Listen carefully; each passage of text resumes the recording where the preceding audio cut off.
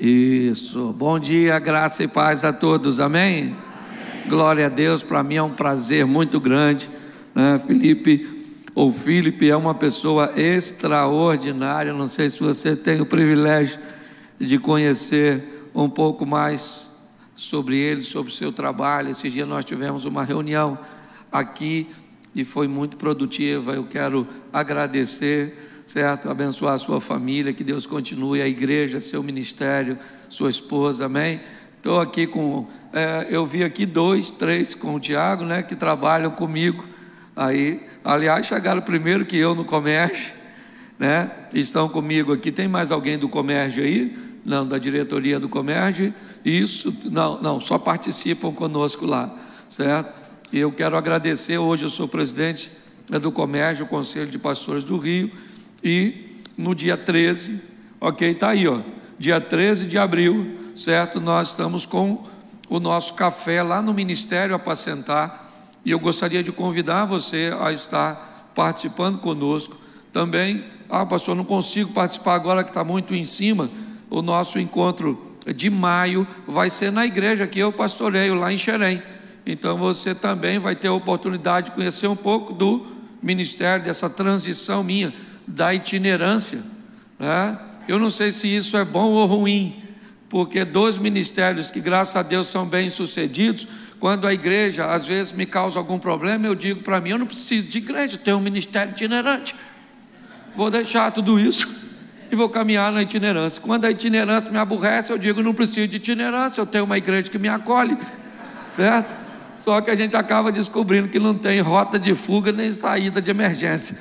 Nós somos chamados, e eu tenho, né, estou muito satisfeito. Faz 8 anos, ou fazem 8 anos agora que eu estou pastoreando essa igreja lá em Xerém. Nós estamos aí, ontem me deram aí estatísticas de aproximadamente 1.500, 1.600 pessoas como membros, uma igreja próspera. E eu quero reforçar aquilo que o Felipe disse aqui.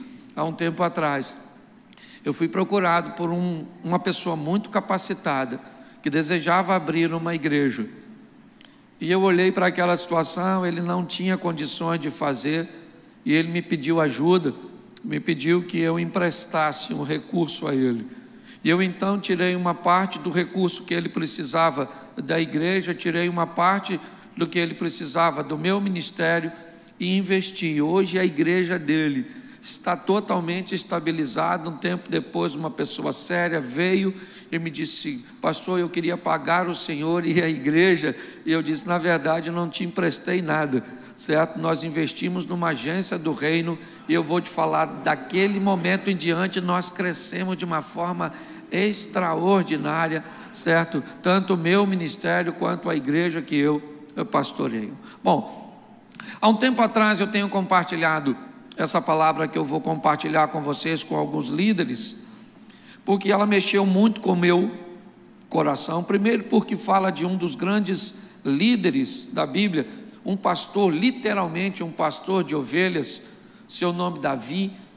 Mas é importante nós observarmos a partir do capítulo 16 de 1 Samuel, certo? A partir do verso 1, nós vamos ter um momento em que Deus está conversando com Samuel nas montanhas de Ramá. O texto diz mais ou menos assim, capítulo 16, verso 1. Então disse o Senhor a Samuel: até quando terás dó de Saul, tendo eu rejeitado, para que não reine sobre Israel? Enche o teu vaso de azeite e vem, enviar-te-ei à casa de Jessé o belemita, porque dentre os teus filhos me tenho provido de um rei. Então disse Samuel ao Senhor: como irei eu, ouvindo Saul vai me matar? Então disse o Senhor a Samuel: toma uma bezerra dentre as vacas em suas mãos e diz: vim sacrificar. E convidarás Jessé os seus filhos ao sacrifício, te farei o que há de saber, e ungir-me-ás a quem eu te disser. Então fez Samuel o que dissera ao Senhor, veio a Belém. Então os anciãos saíram tremendo e disseram: é de paz a sua vinda? E ele o santificou, certo? E sucedeu mais à frente aí que entrou Eliabe e o viu e disse: certamente está perante o Senhor o seu ungido. Mas disse o Senhor a Samuel: não atente para a sua aparência, nem para a altura da sua estatura, porque eu tenho rejeitado, porque o Senhor não vê como vê o homem vê o que está diante dos olhos, porém o Senhor olha para o coração. Feche os seus olhos. Senhor nosso Deus e Pai, em nome de Jesus, eis aqui a tua palavra, continua falando conosco, usa-me como um canal de bênção, pelo poder do nome de Jesus, amém, glória a Deus, amém? Quando Davi chega para pelejar o gigante, contra o gigante, a resposta de seus irmãos para ele, para sua atitude, define mais ou menos o estilo que Davi levava na sua vida e na sua mente. Quando ele está diante do gigante e que ele começa a esboçar o desejo de enfrentar o gigante, de vencer um opressor tão forte, seus irmãos ou um de seus irmãos e diz: o que você veio fazer aqui, seu pretensioso, presunçoso? Você veio aqui para ver a nossa vergonha? Com quem deixaste as poucas ovelhas? Volte para cuidar delas. Esse não é seu lugar, esse não é seu ambiente. Você não entende nada daquilo que está acontecendo aqui.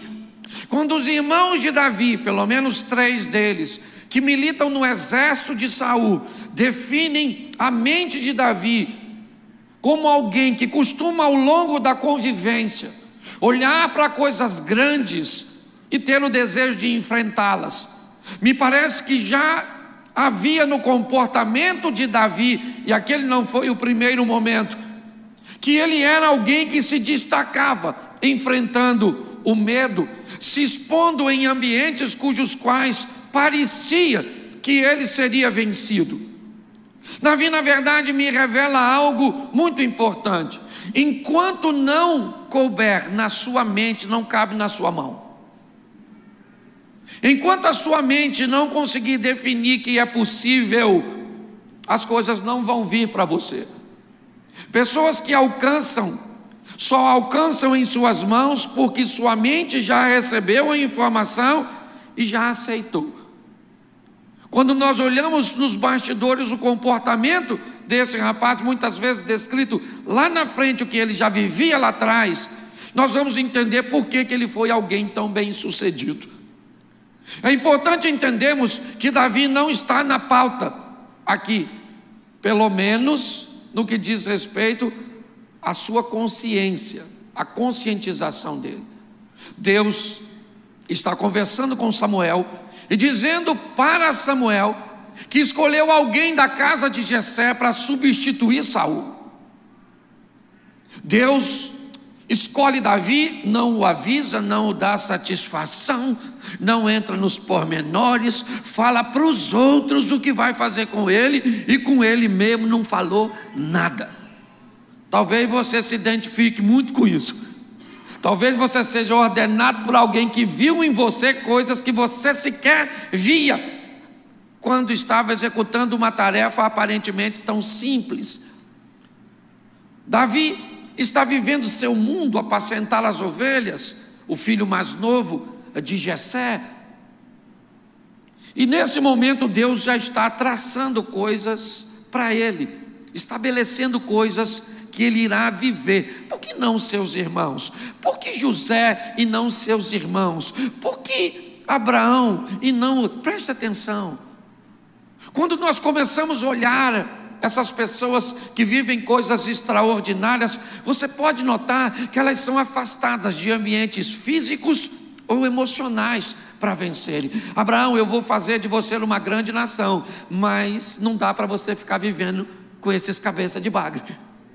Sai da sua terra e da sua parentela. José, eu vou fazer de você um grande governador. Por isso que ele sonha com sol e lua. Por que ele sonhou com sol e lua? Porque Gênesis 1, Deus cria o sol para governar o dia, a lua para governar a noite. Deus já está conversando sobre governo. Deus já está apontando para o futuro. Quando Deus vai traçar o que ele tem para Davi, o que ele está observando? Para seu coração, para sua mente. A mentalidade dele era diferente. Ele vivia no meio de seus irmãos, mas sua mente o diferenciava de seus irmãos. Então, é muito importante o que o Felipe falou hoje, essas conexões que você faz com gente que é forte em áreas que você é fraco, que é capacitado nas áreas que você é carente. Essas são as conexões. A Bíblia e a vida têm tendência a aproximar pessoas diferentes, para que uma contribua com a outra. Por isso que normalmente um proativo vai viver perto de um lerdo.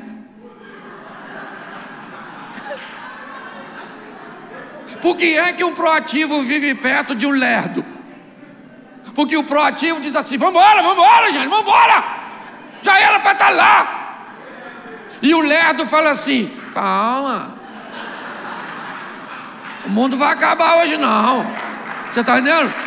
Então, qual é a missão da vida? É mandar uma mensagem para o lerdo e para o proativo. O lerdo ensina para o proativo que tem que desacelerar, senão morre. É a batida do coração: estresse, descansa, estresse, descansa, estresse, certo? Mas a vida está mandando uma mensagem para o lerdo: acelera, vamos dar uma acelerada. Sabe qual é o grande problema de pastores? Pelo menos eu só sou pastor há 10 anos, né? Fui consagrado na Igreja Batista, pastoreei quase 2 anos aqui na Barra, depois fui para Xerém. Pastor é muito fantasmagórico. Todas as vezes que Deus manda para o ministério dele alguém que é forte numa área que ele é fraco, ele acha que está chegando um traidor. O menino de louvor é bom demais, tem o carisma, se identifica com a igreja, fica de olho nele. Manda para você um homem piedoso de oração, de comunhão com Deus, para dirigir um trabalho de oração na igreja. Cuidado, já... Ele sonha para vir muita gente no trabalho de oração. Quando vem, ele diz: o inimigo deve estar por aí. Está no recipiente que identificou, certo? Então, hoje eu luto contra isso. Você não sabe nada sobre gestão? Deus vai mandar alguém que sabe sobre gestão para seu ministério. Você não prega nada? Deus vai mandar excelentes pregadores para seu ministério. Cuidado, sai desse ambiente, Scooby-Doo. Certo? Vendo fantasma em tudo quanto é canto. É assim. Eu já vivi e vivo no sistema. Eu sei como é que ele funciona. E aí o indivíduo morre, porque para você segurar alguém embaixo e impedir de crescer, sua posição é essa. Se você segura alguém para não crescer, você também não cresce. Você fica segurando. Então nós vamos dar uma olhadinha na história desse camarada. Por quê? Porque ele, para mim, é muito especial. Porque ele venceu, mas perdeu. Ele viveu uma vida que me parece muito real. A vida do Davi. Deus está conversando com ele, escolheu e falou: Samuel, dá um pulinho na casa do Jessé, que eu vou escolher, fica quietinho, espera que eu vou te sinalizar. Quando ele chega, se depara com o modelo mental da época, o primogênito. O cara já era grande, forte, bonito, soldado. O Samuel olhou e falou: certamente é esse. Deus falou: Samuca, segura a onda, fica quietinho, não é esse não. E aí começa a passar os filhos, porque Jessé fazia filho com força. Passa um, passa dois, passa três. O cara era bom, certo? É porque pastor também tem que ter vida sexual. Isso. Vida sexual de pastor é igual carnê do baú, tem que andar rigorosamente em dia. Sim. Oxe, certo? Não pode falar, pastor não pode falar de sexo. Esse dia eu estava num evento falando sobre sexualidade, me levanta um senhor de quase 80 anos e diz: menino, você fala demais sobre isso. Eu olhei para ele e falei: o senhor tem quantos filhos? Ele falou: 12. Eu falei: eu falo sobre o assunto, o senhor faz o assunto que eu falo, né? E aí a mão dele foi baixando, o sorriso brotou e ele sentiu que a gente estava na mesma direção. Ok? Então preste atenção. Quando nós vamos ver esse camarada, a partir do momento que ele é visto e vai ser comissionado por Deus, inevitavelmente o mal começa a persegui-lo. Davi começa a viver algumas pressões muito grandes, muito fortes. Me parece que um ambiente é montado para destruí-lo, para matá-lo, para vencê-lo. Onde? No campo onde ele milita. Davi vai ter um encontro com as duas das maiores feras, certo? Do reino animal, leão e urso. Qual é o propósito desses encontros? Colocar a vida de Davi em risco. Por quê? Porque tanto leão e urso não querem Davi. Não. Eles querem aquilo que Davi defende. Eles não querem matar Davi. Eles pegam a ovelha que ele apacenta. Aquilo que não é dele, é do pai dele, mas ele foi comissionado para cuidar. E quando o leão pega uma ovelha, o texto diz que Davi vai atrás dele com a ovelha na boca. Um dos textos mais bizarros para mim, porque leão é bicho que você corre na frente, não atrás. Até porque provavelmente a ovelha que está na boca dele já está morta, mas Davi não está. Se a ovelha está morta ou viva, essa não é a questão é que a ovelha não é dele, é do meu pai, eu vou buscar, acabou. Davi começa a viver ameaças no campo, e começa a vencer essas ameaças, e logo essas ameaças vão mudar de lugar. Agora ele não luta mais contra um animal. Agora a vida prepara para ele um homem grande, forte, poderoso, campeão, experiente, está bem armado, bem equipado. Agora Davi está diante de uma morte praticamente iminente. Ele vai morrer, todo mundo. Saul diz que ele vai morrer, né? Os soldados de Israel dizem que ele vai morrer, todo mundo, os filisteus acreditam que ele vai morrer, Golias acredita que Davi vai morrer. O único que tem uma ponta de esperança é Davi, que sabe que aquela batalha não é dele. Por isso ele diz, eu fico imaginando, me permita aí os teólogos de plantão, me perdoa, tá bom? Mas eu imagino, Deus não disse que era para Davi matar o gigante. Deus disse que ele ia ser rei. Eu imagino quando ele vai enfrentar o gigante, Deus olhando e falando, poxa,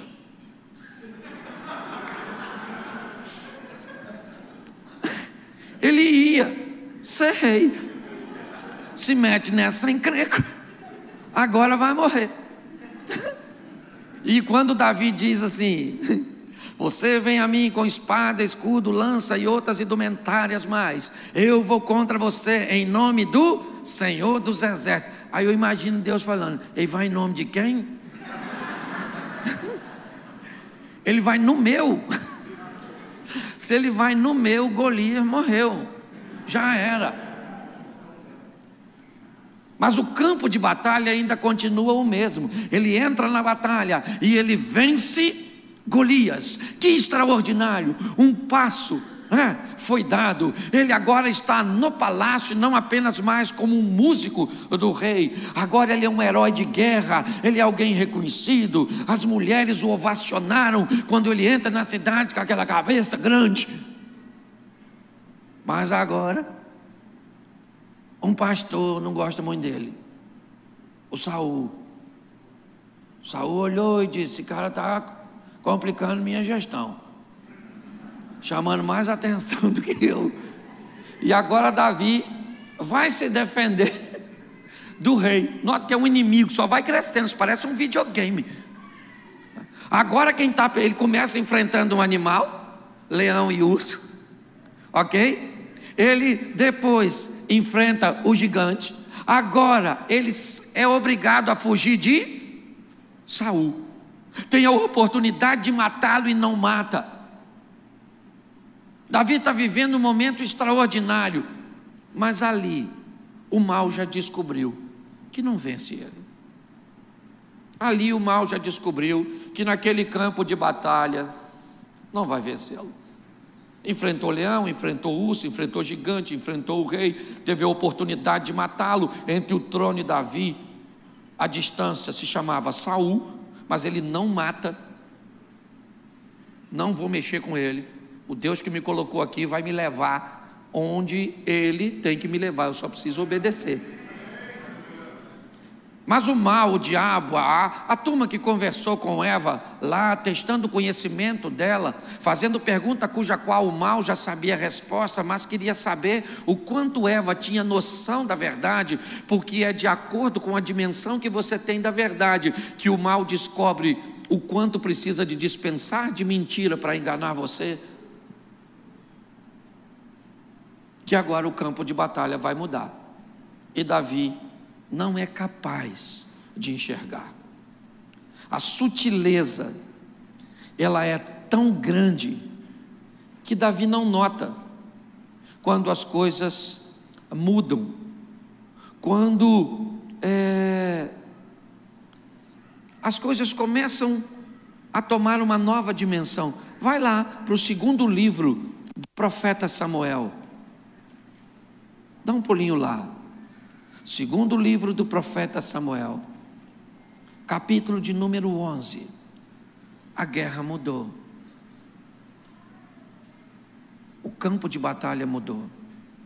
O mal estudou Davi um bom tempo, decidindo como iria derrotá-lo, e descobriu que não ia ser inveja, não ia ser medo, não ia ser gigante, não ia ser nada disso. Então no capítulo 11 diz assim, o texto estava aqui? Não, pode deixar, é porque a minha tradução é um pouco diferente. No tempo em que os reis saíam à guerra, Davi mandou Joabe, os seus oficiais do exército, atacar os inimigos, e eles venceram os amonitas, cercaram a cidade de Rabá, mas Davi ficou em Jerusalém. Eu não sei por que motivo Davi fica em Jerusalém. O texto diz que era o tempo em que os reis saem à guerra, mas Davi optou por não ir. Se era para um rei estar no campo de batalha, se é para um rei estar lutando, pelejando, não fazia sentido. Me parece é a primeira vez que nós vemos Davi no palácio, num ambiente de guerra. Talvez porque a guerra não fosse tão acirrada, talvez porque Joabe, Urias e toda a sua estrutura desse conta do recado.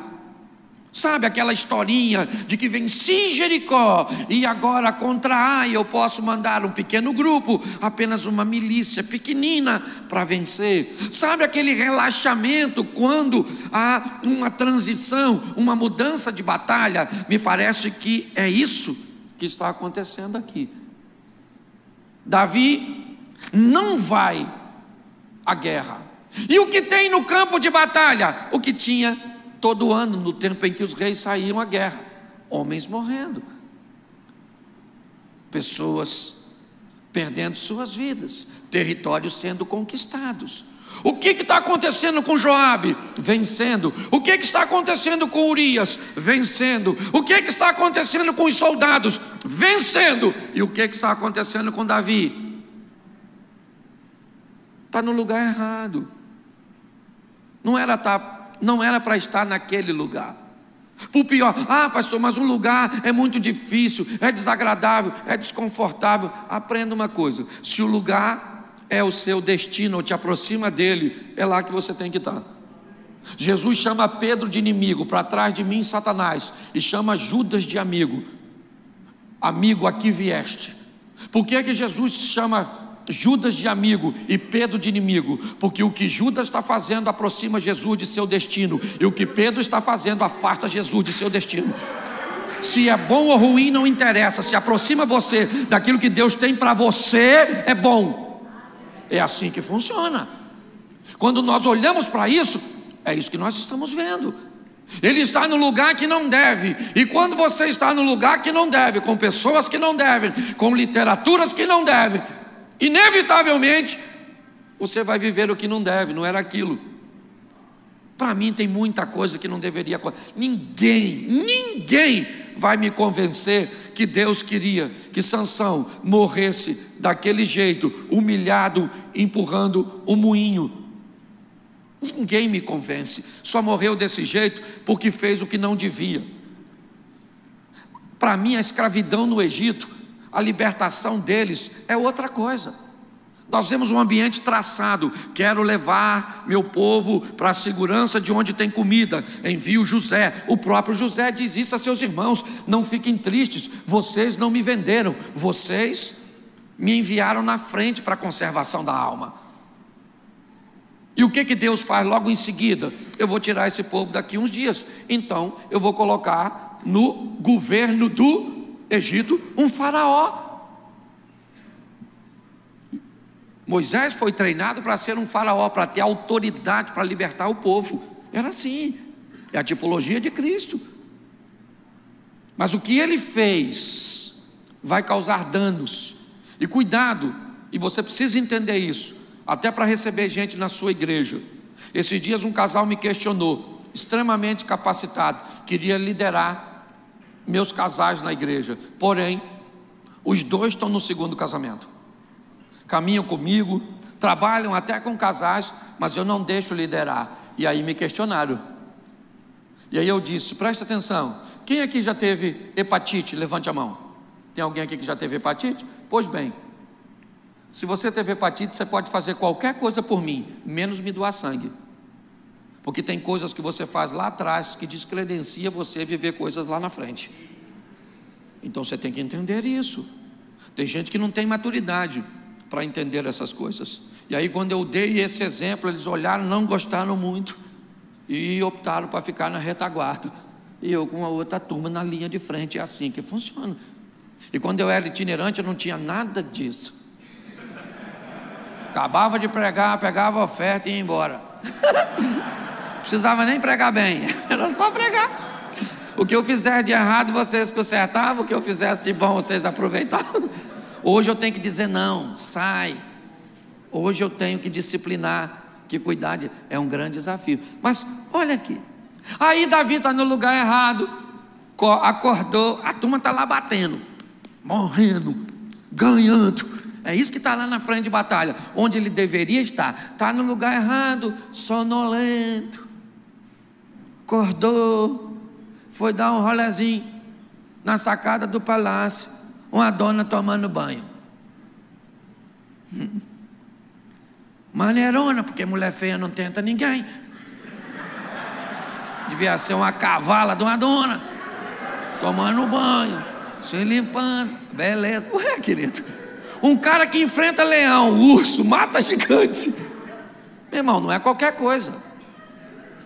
Só que eu quero que você entenda que não tem mais espada, não tem mais lança, não tem mais garras, não tem mais presas.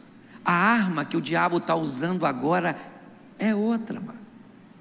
Ele já estudou e descobriu que naquele campo de batalha que ele planejava vencer Davi, não vai rolar. Então ele muda o campo de batalha. Agora não é a lança de Saul, a espada de Golias, as garras do leão, as presas do urso. Agora é a beleza de Batseba. Para derrubar uma liderança, o diabo vai estudar você e descobrir o que é que ele vai usar contra você para te derrubar. O tempo inteiro está alerta. Eu sou bem-humorado, já deu para notar? Assim que eu cheguei, por eu ter um bom humor, as pessoas não achavam que eu ia longe.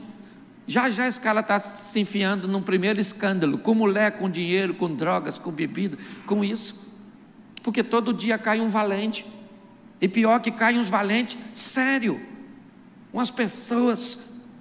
Quando eu era garoto, meu pai me levou numa montanha para tirar um cabo de enxada. Ele era da roça, e quando nós fomos subindo por um córregozinho, eu parava e ficava encantado com aqueles barrigudinhos, aqueles camarõezinhos lá em cima. Como é que aquilo chegou lá? Como é que era? Como é que funcionava? Mas quando eu cheguei lá no topo com meu pai, onde ele disse que nós poderíamos beber água, eu notei, não tinha o camarão, não tinha o barrigudinho, não tinha nada. E eu falei: pai, por que não tem nada aqui? Ele disse: meu filho, água limpa demais não dá peixe. Ninguém que se diz puro demais. Nós temos que ter muito cuidado com isso. Nós somos frágeis. E o diabo vai estudar você para descobrir uma maneira de te derrubar. Agora Batseba está nua e Davi pede um dos seus. Eu acho interessante, porque Natan não está lá, Samuel não está lá, porque eu duvido que ele ia falar para Samuel: aí Samuel, chega aí. Pô, cara, vi uma mulher tomando banho lá, gostosona, vai lá saber quem é. Natan, chega aí, estou afinzão de pegar a mulher do Urias. Falaria não? Sim ou não? Então quando você tiver tentação, traz para perto de você gente que tem moral para dizer para você o que ninguém tem. Você está entendendo? É assim que funciona. Você tem que ter gente que diz para você o que ninguém tem coragem de dizer. Às vezes eu prego na igreja, saio do púlpito, as pessoas: pastor, que mensagem extraordinária. Aí eu entro no carro e vou embora com Natan, minha esposa. Aí ela olha para mim e fala: que lá onde eu fiz? Hoje foi ruim demais, hein? Vê se ora mais na próxima. Você tem que ter gente que tem que falar para você: essa roupa não está legal, essa postura não está legal, esse vocabulário não está legal, essa atitude sua não está legal. Mas nesse momento ele não tem ninguém aqui para falar isso. Ou melhor, não chama. Chama lá um cupicha dele. Ele fala: aí, maluco, dá um pulinho lá e vê quem é aquela dona que está tomando banho. O cara foi lá, voltou e falou: maneira mesmo, hein? Ela é Batseba, a mulher do Urias, que está lá na frente de batalha, onde você também deveria estar. Sabe por que às vezes você não tem coisas que outras pessoas têm? Às vezes porque não é seu dom, mas às vezes é porque você não paga o preço para ter. Ah, não prego. A ver por quê? Porque não ora, porque não lê, porque não treina. Você acha que todo pregador bom começou sendo bom? Claro que não. Pregar é ruim mesmo. Cláudio, como é que você começou? Pregando mensagem dos outros. Eu já sabia que era boa. Qual é o ápice da criatividade? Copiar sem citar a fonte. Eu aprendi uma coisa: se você pegar a mensagem de uma pessoa e pregar, todo mundo vai identificar e vai falar que você plagiou. Se você escolher 5 mensagens, misturar tudo e pregar, alguém vai falar assim: você é um pesquisador, uma pesquisadora. Você entende? Você está rindo, mas o assunto é sério. Estou abrindo meu coração. Olha só. Mas ele agora se deita com Batseba. Se deitou com a Batseba, pegou a dona. Aí tá bom. Foi embora. Batseba foi para casa. Não sei se foi uma, 2 vezes. Também não gosto de fazer fofoca. Certo? Sei que pegou, pronto. O tempo passou, Batseba mandou um recado para Davi, provavelmente pelo mesmo cara que foi chamá-la. Avisa lá que deu ruim. Eu estou grávida, meu marido está na frente de batalha. A hora que aparecer a barriga sem meu marido, eu vou ser apedrejada. Avisa lá o rei. Alguém foi lá e falou: oi, Davi, aquele negócio aí que você fez deu ruim. Ele falou: deixa comigo que eu resolvo. Mandou uma carta para Joabe, falou: Joabe, manda o Urias aqui que eu estou a fim de saber o que está acontecendo aí. Urias chegou, Davi falou: e aí, como é que está a batalha? Ele falou: o negócio está tranquilo lá, estamos ganhando. Estamos ganhando, fica tranquilo. Davi falou: vai para sua casa então, e deita com a sua mulher lá rapidinho, eu te mando para frente de batalha. Bota o filho na sua conta e está tudo certo. O cara é servo de Deus. Gente, se você pensa que servo de Deus, se enfiar num buraco não vai ter problema. O cara agora ficou dissimulado. Urias falou: não vou não, a arca da aliança está aí, pô. Não deve nem fazer sexo nesse período. E o rei fez. Com a mulher dos outros. Pois é.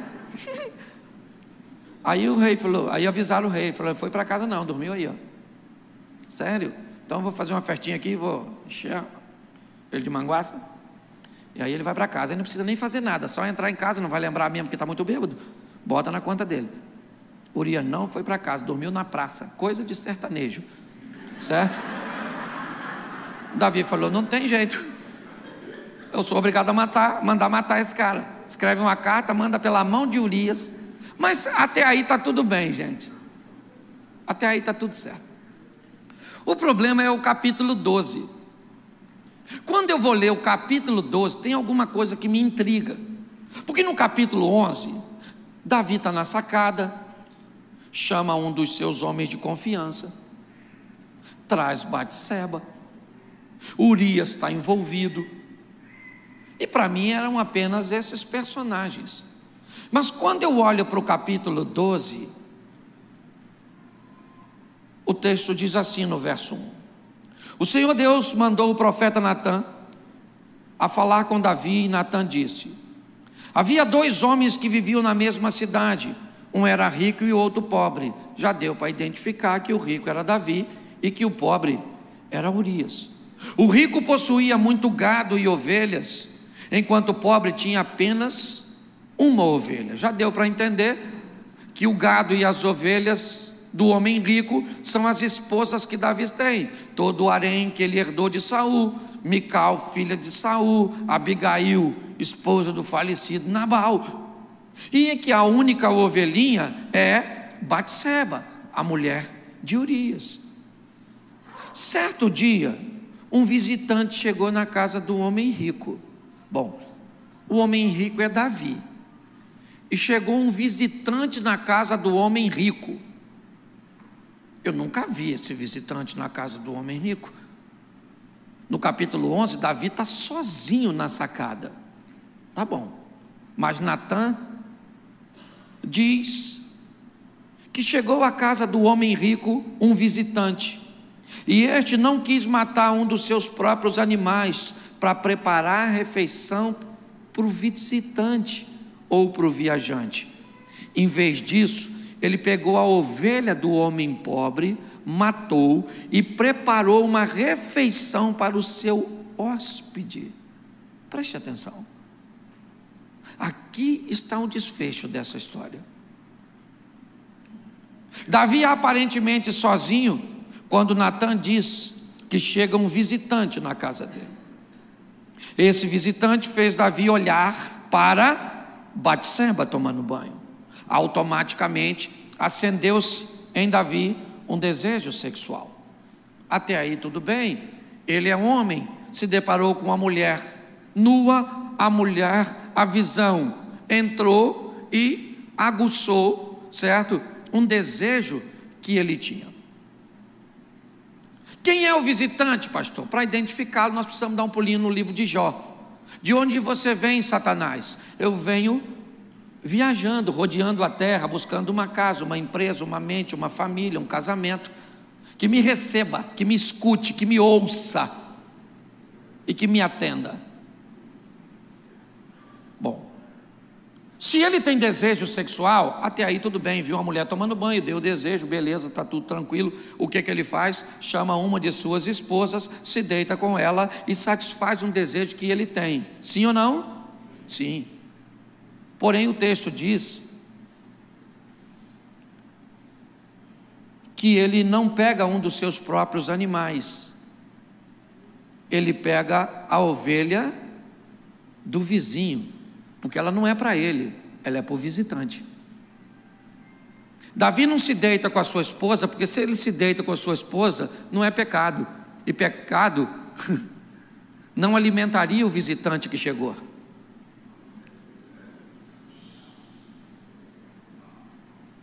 Se ele faz sexo com sua esposa, prazeroso, limpo, satisfatório, santo, com presença de anjo, fortalecendo, o que isso seria? Comida para Deus, santidade, obediência, amor, respeito, certo? Fidelidade. Mas como não é para alimentar a Deus nem a Davi, é para alimentar o diabo, Satanás, o pecado, então não serve a sua esposa, tem que ser a esposa do outro. Não serve o dinheiro que é lícito, tem que ser o dinheiro ilícito. Não serve a verdade, tem que ser a mentira. Preste atenção onde ele está enfiado. Nesse momento onde Natan está registrando, relatando a presença de alguém que não é visto pelos olhos físicos, humanos. O que ele está narrando é a presença do mundo espiritual, que descobriu que não ganha Davi com garras de urso, com presas de leão, com espada de gigante, com lança de reis, mas que se mudar no ambiente de batalha, pode ter êxito, pode ter sucesso, contra o pastor, contra o servo de Deus, contra um líder, contra a moral, contra denegrir a moral daquele que está, ou do nome daquele que está sobre ele. Quando Davi escuta isso, ele fica indignado. E ele diz: isso não pode ser um absurdo, é um assinte, isso é um problema. E aí Natan diz: mas espera aí, esse cara é você. Esse indivíduo é você, Davi. Você pegou a mulher de Urias, matou o cara, achou que ninguém estava vendo. E preste atenção, o que Deus reclama aqui são duas coisas. Primeiro, a primeira coisa que Deus diz: ingratidão. O que me machuca, Davi, é eu ter tirado você de trás das ovelhas, dei a você notoriedade, dei a você todas as mulheres do harém, e se isso ainda fosse pouco, falasse comigo que eu te dava mais. Não tinha necessidade. Claro, não foi Davi simplesmente que fez isso, foi o visitante. E ele chegou lá, conversou com Davi, impulsionou Davi. Onde o visitante está agora, pastor? Ele foi embora e deixou Davi pagando a conta. Para onde foi o visitante? Procurando o Cláudio, o Filipe, procurando você, a sua casa, seu ministério, a sua família, o seu casamento, a sua moral, a sua honra, desonrar o nome de Deus que está sobre você, porque foi isso que Deus vai falar com Davi agora. Porque esse é o grande problema. É o que as pessoas fazem, o que acontece e como a imagem de Deus fica. Porque foi isso que Deus disse para Davi: olha, deixa eu falar uma coisa para você, seu pecado está perdoado. Está perdoado, mas ninguém vai falar mal de mim por seu respeito, por sua culpa. Ninguém. Se você não é capaz de resguardar o seu nome e o meu, eu sou. Isso não vai ficar assim não. Eu perdoo, você não morre, mas o filho morre, a espada não se aparta, a vergonha vai ser conhecida. É assim que funciona. Quando olhamos para isso, o que nós perguntaríamos seria o seguinte: cadê o viajante? Ele continua sua missão. Muitas vezes eu confesso a você, já vi ele na minha casa. Quando a conversa entre mim e minha esposa acaba virando uma discussão, e aí eu paro para pensar, porque prego para os outros, tenho que pregar para mim, e digo: o que é isso? Falo: é o visitante, o viajante, ele está aqui. Lógico que eu não falo isso assim, senão a briga com a mulher. Está onde? Em mim? Aí o negócio fica feio. Mas às vezes eu fico e descubro que ele continua visitando pastores. Onde? Nas áreas que ele acha que você é mais frágil. O que é seu temperamento? Você é grosso demais, explosiva. É lá que ele vai te atacar. O que você é? Perfeccionista. Eu falo o tempo inteiro para casal, gente. A vida, ela une pessoas, né? Eu já expliquei aqui, você quer ver? Você que é casado, presta atenção. Por que é que um dominador se casa com um paciente? Já notou? Uma mulher dominadora casada com um homem paciente. Os dois vão jantar, a comida está ruim. Aí o paciente fala assim: nossa, a comida está boa não, hein? Vou comer não. Aliás, perdi até a fome. Vou só tomar um suquinho, vou comer a sobremesa que eu já...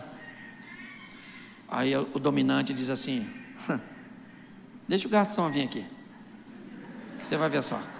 Mandar levar essa droga dessa comida toda, que isso está uma porcaria. O paciente fala: pelo amor de Deus, pelo amor de Deus, não fala nada não, deixa que eu vou pagar, eu pago, nós vamos embora.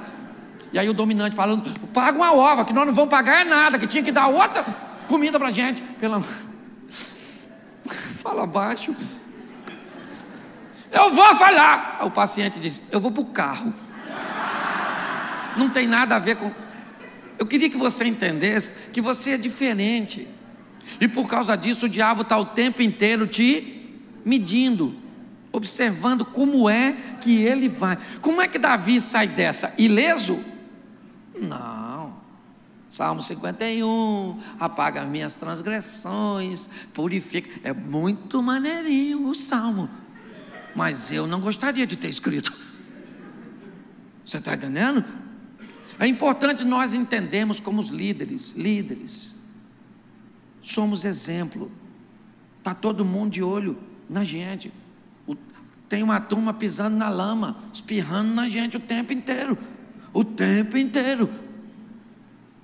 Eu tenho que lidar com gente desconfiando de mim, achando que eu uso dinheiro da igreja, achando que eu estou de olho nisso, achando que eu estou de olho.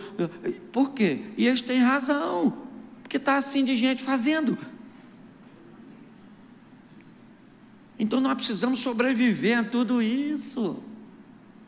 Identificar qual é a área que você é fraco, porque é lá que o tal do Satanás vai atacar você. E eu não sei qual é a área, você que tem que olhar. E é muito importante, quando você sofreu um ataque, você ter alguém para te ajudar. É melhor serem dois do que um. Não está falando só de casamento não, é gente para dividir a carga, sabe?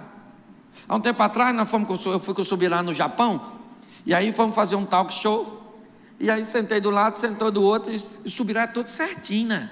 Um cara assim, parece que veio do céu ontem. E fomos nós dois no mesmo evento, pensa, e que começa a perguntar, entendeu? Já bebeu? Subirá não. Eu falei: sangue de Jesus tem poder. Já viu pornografia? Subirá não. Eu falei: Jesus.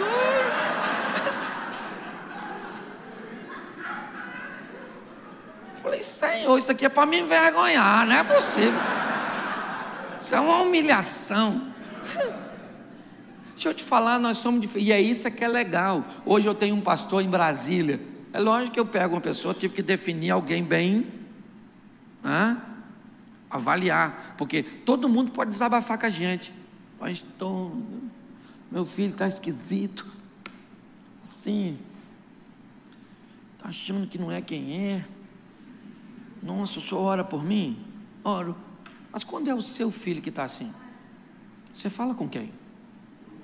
Pastor, estou com problema no meu casamento. Pastor, nossa, estou quase largando aquela mulher, brigamos ontem, ela falou, arrumou até a mala. Isso, calma meu filho, calma que eu vou lá. Mas quando é o seu casamento, quem é que vai na sua casa? Ah, pastor, estou todo endividado. Mas quando é você que está endividado? Ah, pastor, estou tão triste, desanimado, não estou querendo ir à igreja. E quando é você que está triste, desanimado e não quer ir à igreja? Nós somos solitários demais. Então eu peguei um pastor em Brasília, sabe? Olhei o perfil dele, um cara introvertido, mais pacato. Falei com ele: irmão, vamos fazer o seguinte, quando o negócio der ruim aqui, eu ligo para você. Quando der ruim para você liga para mim. E a gente abre o coração, abre mesmo, abre, sabe? E ele falou: beleza. Às vezes não tem nem conselho, filho. Porque eu aprendi, às vezes eu estou no gabinete, vem aquelas pessoas que querem desabafar comigo, querem falar: pastor, estou com problema assim, estou enfrentando isso, enfrentando aquilo, enfrentando aquilo outro, porque está acontecendo isso, e eu fico lá, Deus do céu, sangue de Jesus tem poder, vamos embora, meu Deus, vamos embora. Não, peraí que eu vou falar. Não, pastor, peraí que senão eu vou esquecer, deixa eu falar. Aí eu falo, fala. Aí quando ela termina, eu já desisti de falar. Mas aí a pessoa olha para mim e fala assim: pastor, nossa, estou tão bem. O senhor é uma pessoa tão sábia. Deve ser porque eu fiquei calado. Tolo é considerado sábio quando fica quieto. Porque às vezes só desabafa mas nós não temos quase. E pior, casamento de Caná da Galileia, o vinho está acabando, a alegria está acabando, mas está acabando nos bastidores, não na sala de visita. O vinho simboliza alegria, lembra? Por que Jesus não botou vinho no recipiente de vinho e botou vinho no recipiente de água? Porque se o vinho representava alegria, o que ele está dizendo é que o que traz alegria não é o álcool da vide, é a vida da água. Se você pular 2 capítulos, vai de João 2 para 4, ele diz para a mulher: aquele que beber de mim, que sou a água, nunca mais terá sede. Não é vinho da vide, é vinho da água. É Cristo que traz felicidade, que é o que a mulher estava procurando, mas isso é outra mensagem. Já dei um spoiler para você pregar. Você consegue entender? Esse dia eu fui falar e termina aqui, 130 prefeitos, Tocantins. E comecei a falar da importância da família, da igreja, do sistema de ensino, do sistema de segurança e do sistema de saúde, que para mim são as 5 instituições que tornariam o mundo num paraíso. Família, ensino, igreja. Se alguém falhar nesses 3, aí a polícia vem e recolhe ele. Por isso que é sistema de segurança. E saúde, porque a gente fica doente. Mas eu falei, para isso tudo funcionar, precisa do sistema político. E aí eu disse: para cada pastor tem um demônio, para cada político tem uns 20. Por isso que eles são meio perturbados assim. Então deixa eu falar uma coisa para você. Aprenda uma coisa, é desafiador, sim, mas você tem que entender eventos como esse, certo?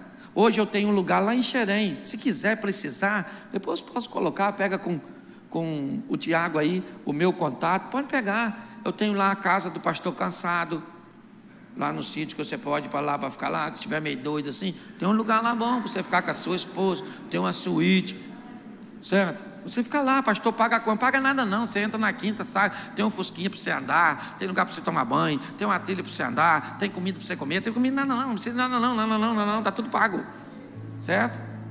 Ah, pastor, eu queria só desabafar, vai lá. Ah, se eu não tiver tempo, vai ter alguém da minha equipe lá para você abrir o coração, confessionário, não quero nem te ver, para orar por você, expulsar os demônios, isso aí. Certo? Isso, porque se você andar sozinho, você não vai muito longe não. Participe de eventos como esse.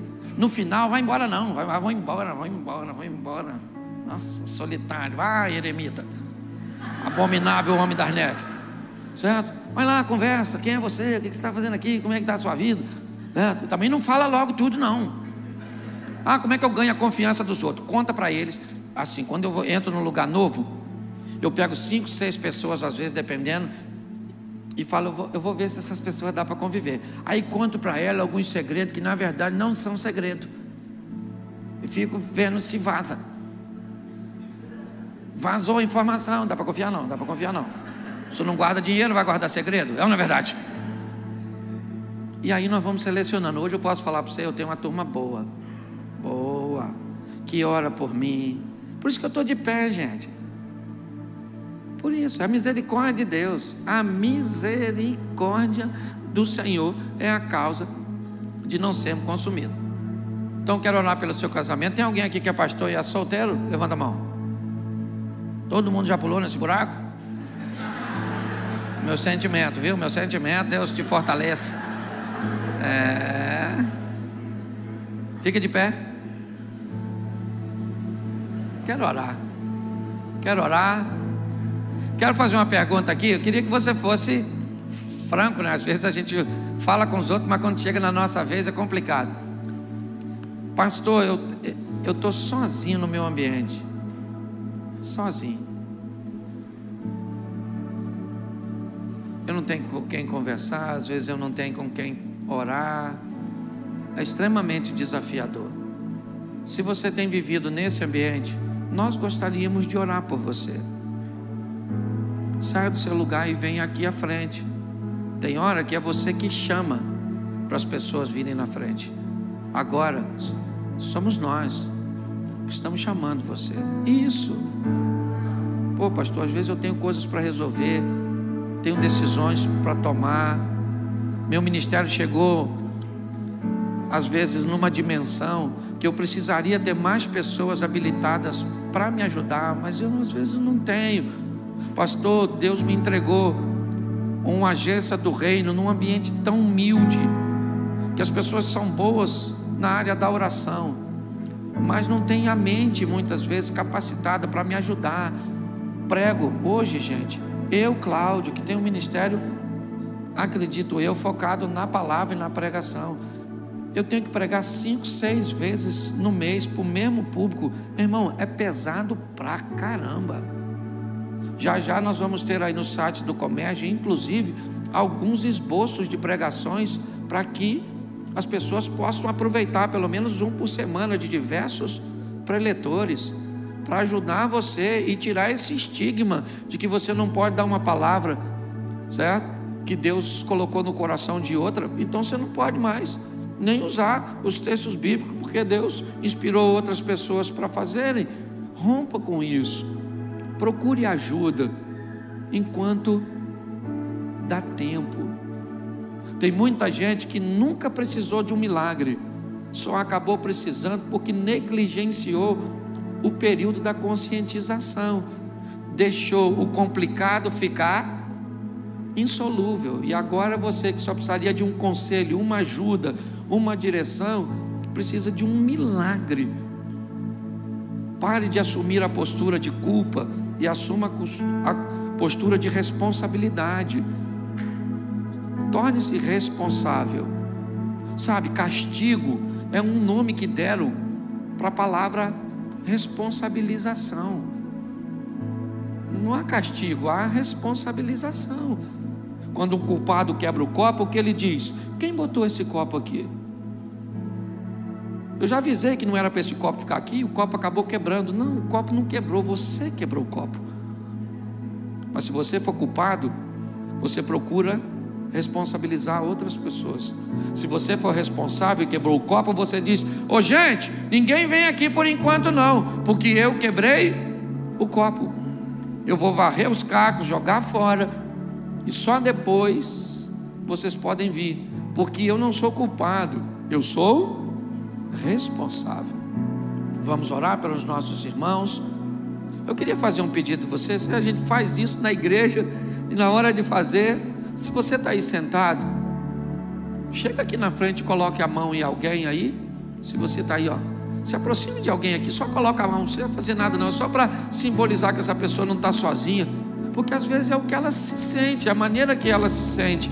Isso, vem para cá, ainda tem bastante gente aqui, ó. Se você puder vir aqui, ó, e só encostar a mão, só isso, vem para cá, ó, isso, coloca aqui, ó, a mão no irmão, isso, ó, eu tenho aqui sozinho, aqui à frente, chega para cá, isso, tem aqui, ó, eu preciso aqui, ó, isso aqui, isso, está todo mundo aqui? Tá, vamos orar. Senhor nosso Deus e Pai, eu quero te agradecer pela vida desses guerreiros, dessas guerreiras.